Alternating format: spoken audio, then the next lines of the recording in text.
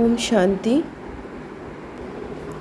এখন আমরা বাবার মিষ্টি সন্তানেরা নিন্দা, স্তুতি, মান, অপমান, দুঃখ, সুখ সব কিছু সহ্য করতে হবে। কেন কি আমাদের সুখের দিন আসন্ন। বাবা আমাদের বাচ্চাদের প্রতি ওয়ার্নিং দেন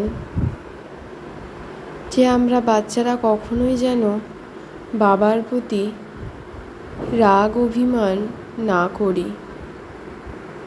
তা করলে আমরা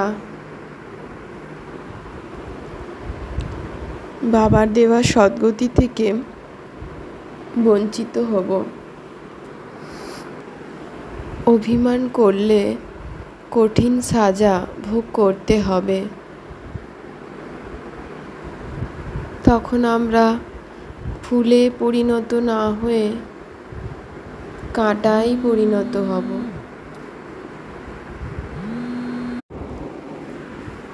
তাই আমরা বাচ্চারা খুব সাবধানে থেকে ধৈর্য ধরে বাবাকে, নিজ আত্মার পিতাকে স্মরণ করে চলেছি।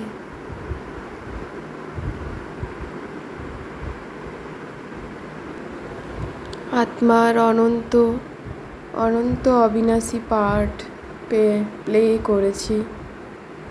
এখন আমি আত্মাবিন্দু নিজ আত্মার মধ্যে স্থিত হয়ে শান্ত শীতল হয়ে পরম শান্তির অনুভব করছি। নিজ আত্মার মধ্যে বিশ্রাম করছি। আত্মাতে স্থিত হয়ে পরম শান্তির অনুভব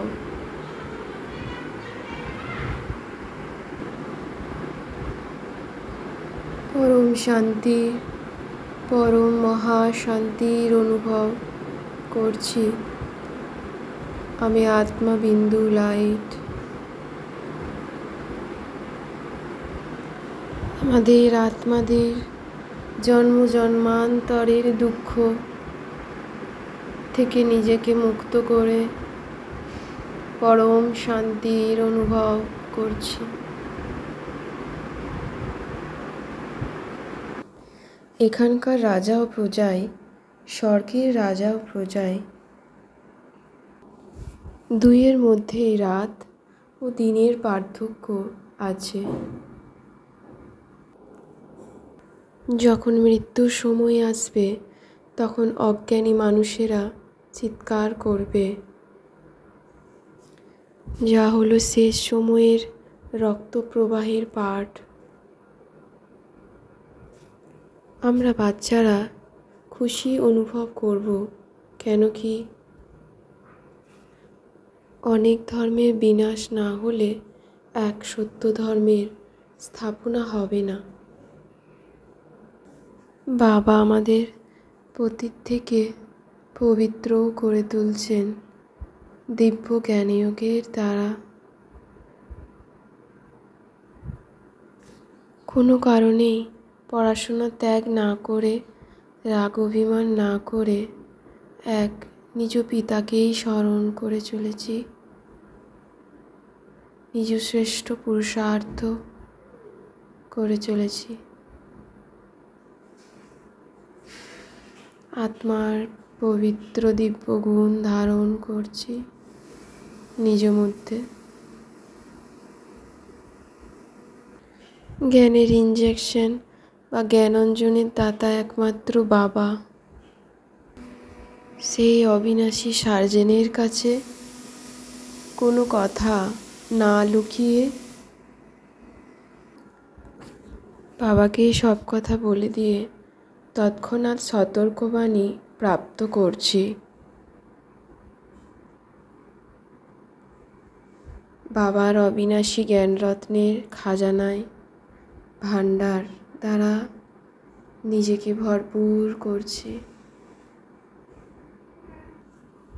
শারীরিক সুস্থতা, মনের খুশি, ধনের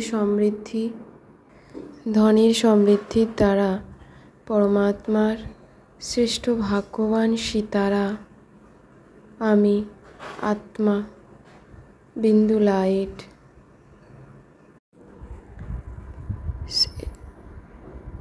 সঙ্গম যোগে নিজ স্বস্থিতিতে স্থিত থেকে শারীরিক সকল কর্মভোগকে যোগে পরিবর্তন করে সদাই মন্মনাভব স্থিতিতে স্থিত হয়ে সদাই মনের খুশি ও জ্ঞানধন প্রাপ্তকারী শ্রেষ্ঠ ভাগ্যবান আত্মা আমি। সদাই নিজ শিবপিতাকে স্মরণ